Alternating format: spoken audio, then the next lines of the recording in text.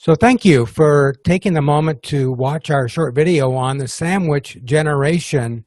I'm Steve Dabbs, and I'm here with Kerri and Ronquest, and today we're going to talk about who is the sandwich generation, when do you know it's time to receive outside care, and where and how do you find needed care, and how do you pay for needed long-term care, and lastly, what's your first step? So before I get too deep into that, I'd like to have Kerri Ann introduce herself and tell me a little bit about what you do and who you are, okay? Thank you. Yes, so I'm Kerri Ann, and I'm honored to be here and to speak to everybody today. So I'm a certified referral and placement specialist, as well as a certified dementia practitioner. And I started my journey into the senior industry. And I tell people I've kind of been guided by my daddy, who's in heaven. Unfortunately, he was taken from our family. And there was lots of mistakes and things that happened. And I truly believe that he's guided me on this journey to learn as much as I can. I was in hospice, home health. I do placement now. I get to work with seniors and their families and really dig in and help advocate for them, bring them the proper vetted, good resources, and take them through the journey, whatever that journey is for them specifically, and be that support, be that guide, be that advocate, whether that's to move into assisted living or independent living or memory care, whether that's to get providers to come into the home to support them at home, whether that's to get people like you to get VA benefits or ALTCS benefits, or to help them with financial long-term care planning, whatever that may be. That is what I get to do every day, is have the honor of helping my families in total with their needs. So you're a certified placement agent, which is kind of people understand that, I think. So what is that exactly? It was certified placement and referral agent. What is that? So in the industry for many years, there wasn't a designation that said, okay, I can do what I say that I do. And so there was a group, Passers, which then turned into NPRA, which is an organization that was set up to oversee the people that do what I do and hold them to best practices, hold them to really good standards of how are we going to help our families, and what does that look like? What are the minimum expectations that we need to meet? And we obviously want to hit those maximum expectations for our families. So this year was the first year that we had a national certified placement and referral specialist exam. And I got to take the first exam. And so I was one of the first 100 to be certified across the nation. Now they've had more exams, and I think it's amazing that more and more placement specialists all over the nation have come to take that exam to say, yes, I have liability insurance, I am taking this exam, I'm holding myself to best practices, I'm checking my state's Department of Health surveys, I know my communities and placements inside and out, and really just holding ourselves to that very high standard, which families should expect from us. Yeah, I can call you, just like to step in what you just said. I can call you and say, Kerri Ann, I've got a family that's thinking about a particular community or group home, and you, off the top of your head, know that home or community and can tell me a lot about it, which is amazing that you can keep, over 3, 4, 5,000 literally homes in your head and know many of them, or at least the prominent ones in the area, no doubt. So you also are working on expanding what you do. You want to just briefly talk about where that's going, where you're going with that? Yeah, so I'm very much about continuing education and very much about the fact that I need to be learning as much as I can as everything changes within the industry.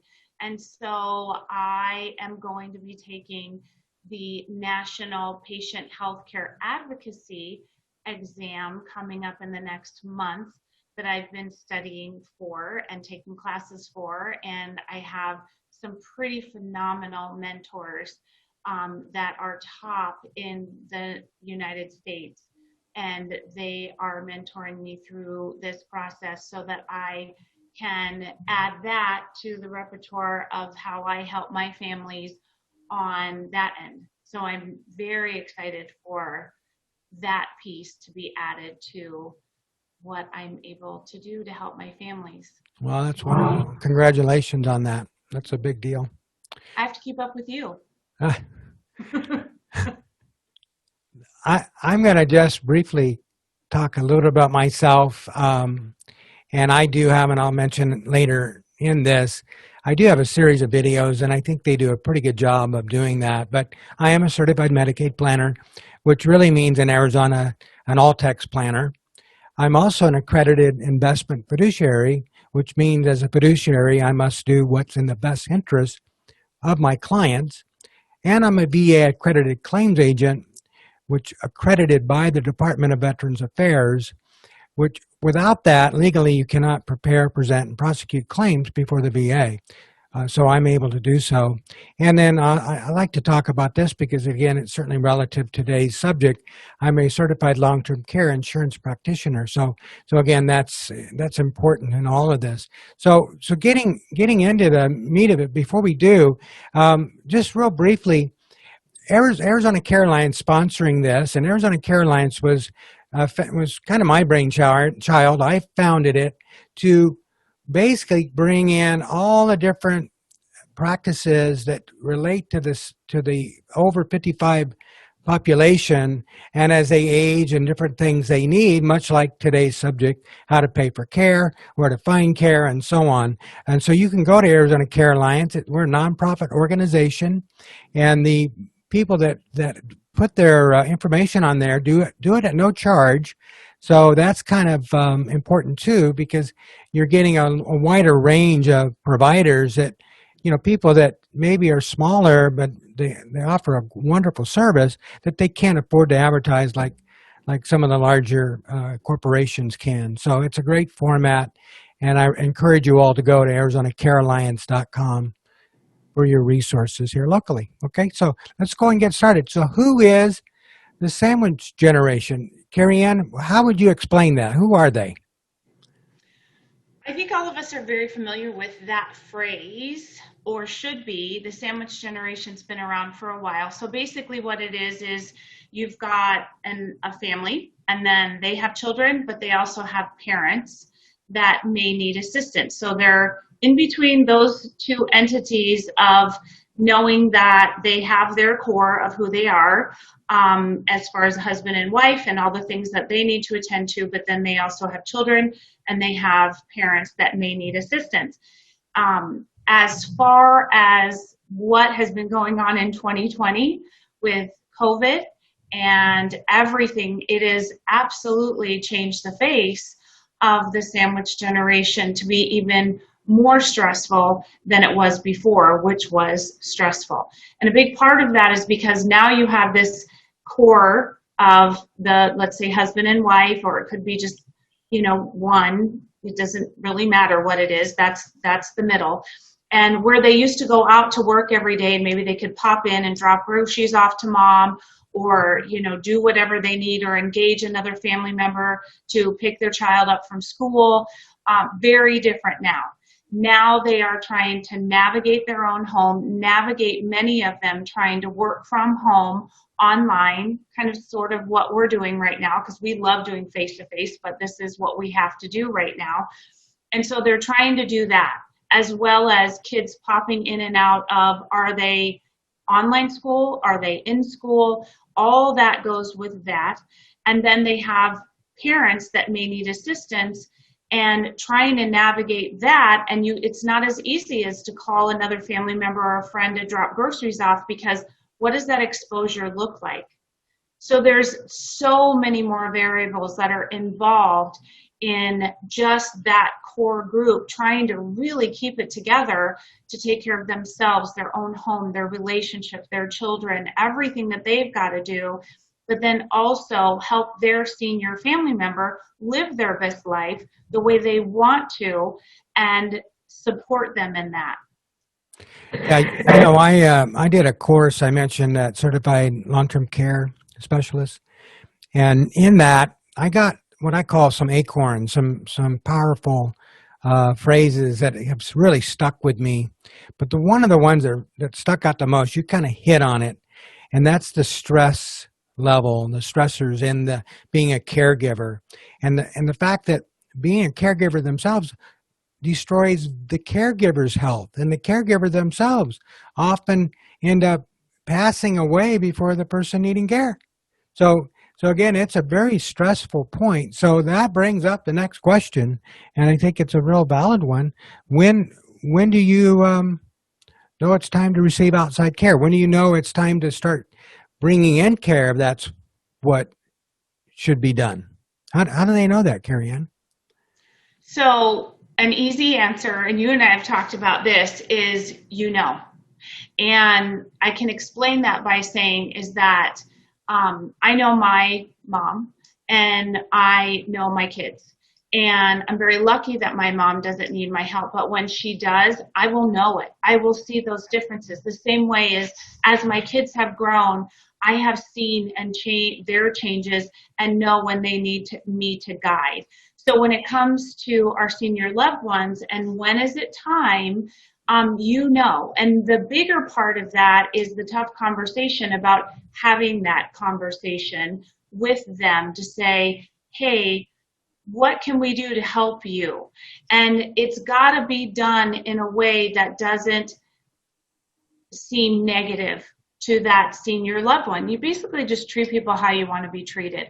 And there are times in my life when I've needed help and it's hard to receive that help.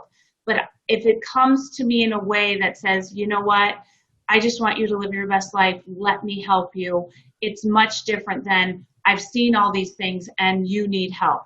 So you just know, you know when they may need some help with their nutrition or hydration or doctor visits or having someone come into the house as like a caregiver. It's all about all of us living our best lives. And what does that look like? And it's a trickle down thing. If I know that my mom is good, then I'm good. And I can be good to my kids, my marriage can be good, my life, there's just a whole piece that goes in there. So if you don't live in the same household, that is a challenge in itself. Being realistic about the care needs, just like we have on there. It doesn't have to be a ton. Sometimes just little tweaks and little bits of help can really, really help the situation greatly. So we don't have to reinvent the wheel. We can just add little things in and they can be very helpful for everyone. Again, the denial piece. And the denial just comes from, it's hard for any of us to ask for help. And with seniors, they are getting older. They are afraid you're going to take the car away or do these kind of things, or they're going to have those conversations they don't want to have with you. So again, treat people how you want to be treated and offer the help from a loving space. And, really be in that conversation with them and let them know, I know I need help. So I have to ask for it also. And then the chapters of life thing is basically just something that I look at it is that instead of saying that we've got something we have to do because this has changed, let's look at it as the next chapter. What is the next chapter? I have next chapters in my life. My kids have next chapters in my life. My mom and my parents have next chapters in their lives. And so with that being said, it's just another chapter. It's just something we have to address. So basically, what a lot of people think is getting, if they're going to need care, and I put down, it becomes a kind of a downward spiral. And I mentioned that to you, and you strongly disagreed. Would you help me with that? Explain that? I look at it as if people need help, it doesn't mean that they are done. It's just they need help. And we all have things that change. And with my seniors, again, it's just, they raised families, they went to war, they built businesses, they did all these things. They're very realistic about their strengths and their weaknesses and what they need help with. So when you get care, it doesn't mean it's the end. It just means that there's a change and we need to help somebody with that change to live their best life. It's no different for me. If I need help and I engage someone to help me, it doesn't mean that I'm done and I can't do anything anymore. It just means that I need some help. And when I get that help, I can live my best life with that help and assistance. So is that something you can help the family understand and explain to them?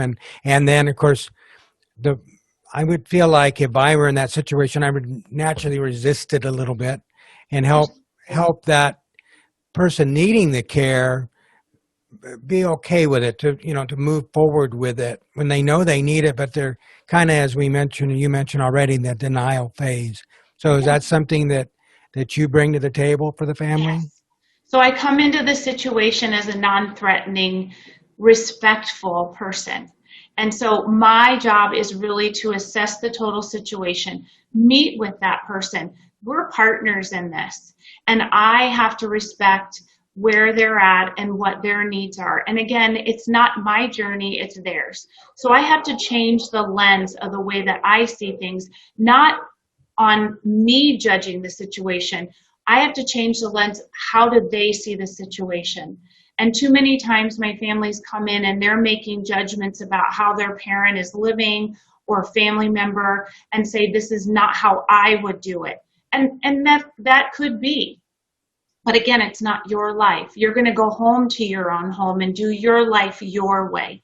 So that is my job, is to come in and help that system and really help that senior and look at it through their eyes. What is it that they need to live their best life? And that's the resources that I provide, the support, the advocacy, all of those things. That's what I am honored that I get to do every day.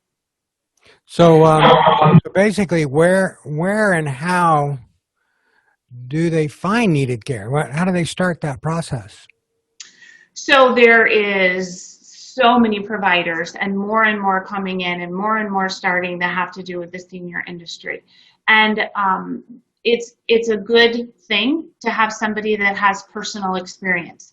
I've worked with hundreds of families over the years, hundreds and hundreds. And I have that personal experience because I've gone through those journeys with them. I've gone through with them the doctors and the home cares and the home health and the hospitals and the skilled nursings, the rehabs, even dog groomers, all of those kind of things. That's what I'm here to help them navigate and find good quality people that are doing things the right way for the right reasons, get things done, what they say they're going to get done, and really somebody that I would refer to my own family member. So I have firsthand experience with the people that I provide as resources for my families. It's important to me because they're important to me. Got it. What's the biggest question that comes to mind, or the shock that they get when they start looking into paying for care and so forth? What's that?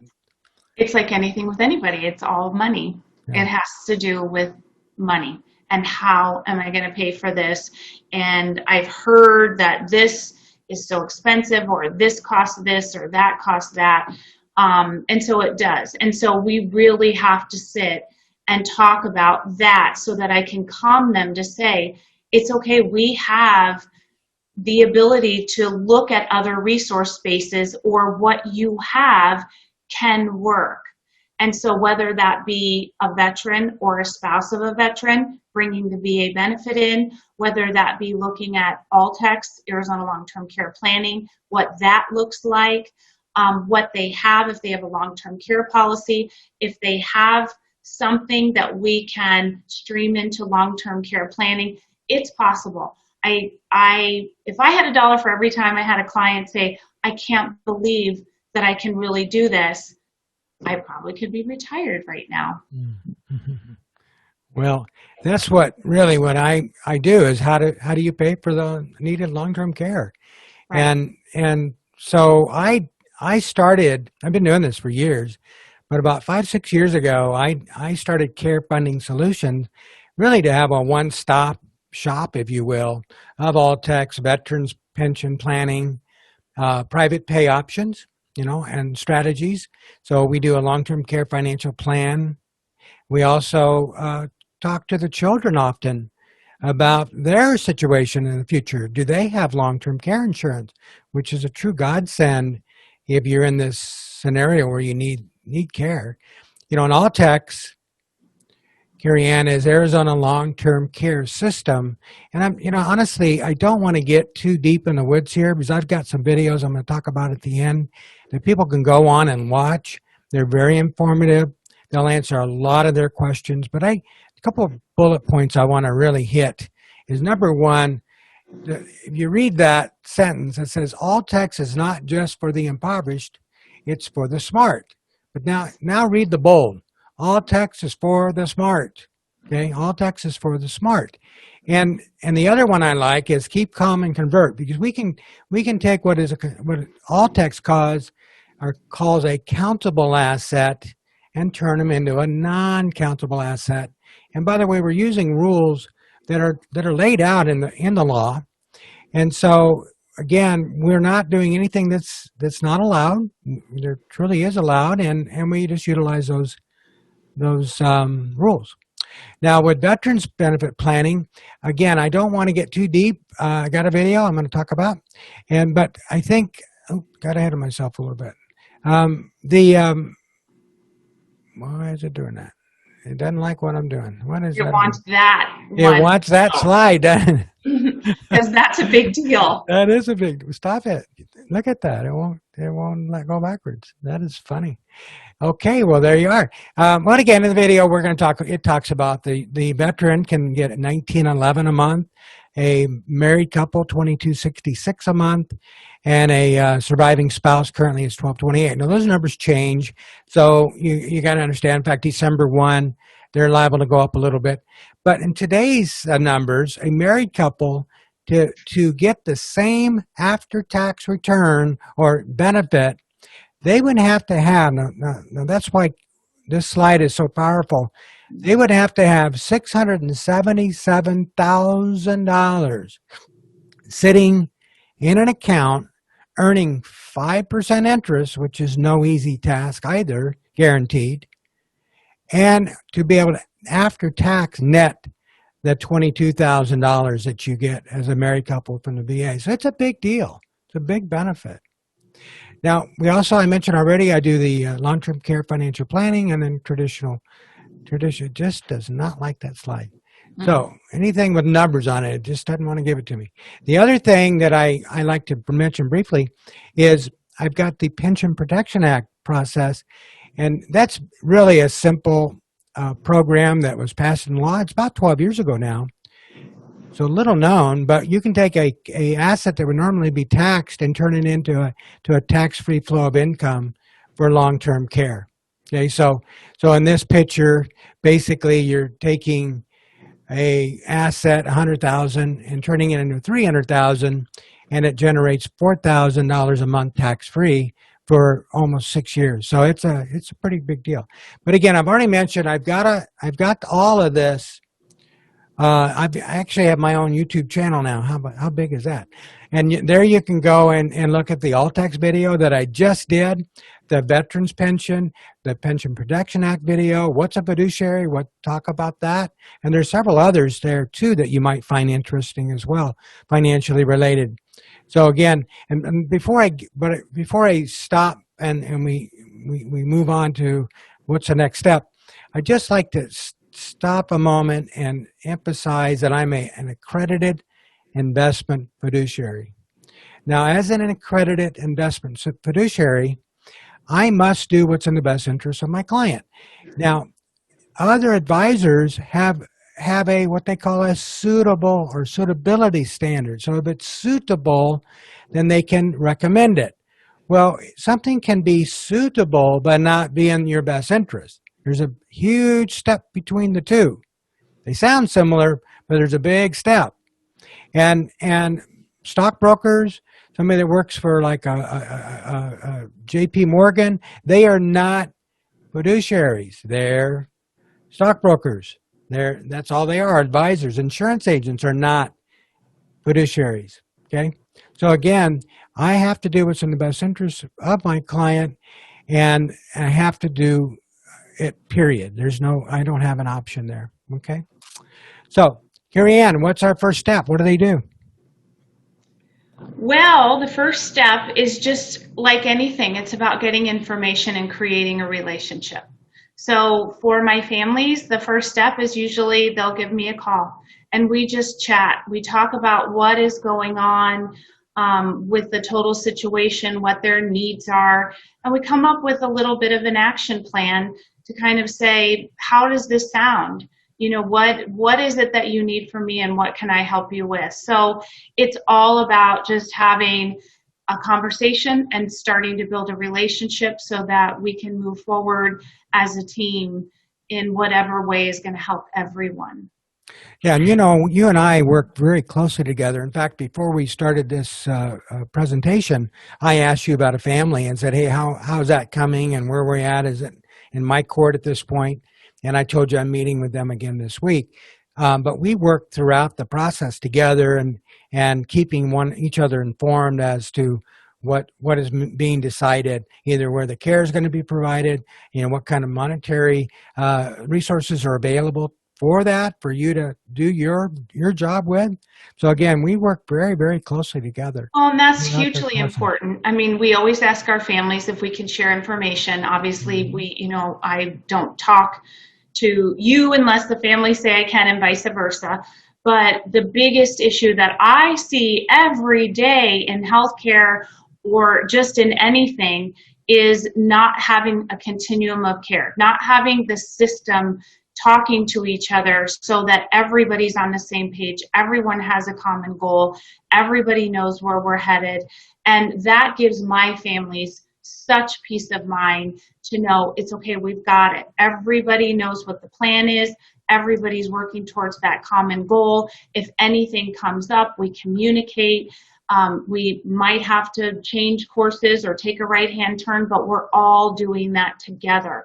So it's a coordination of care without big breaks in it, and that's where problems happen.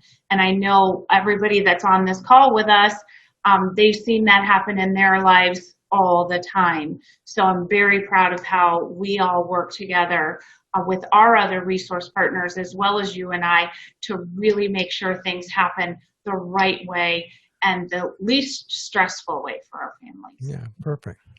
Well, I think this went really well, Kerri Ann, and I appreciate you taking time and to do this with me. I think people will really benefit from it. So thank you very much. Have a wonderful day. Thank you.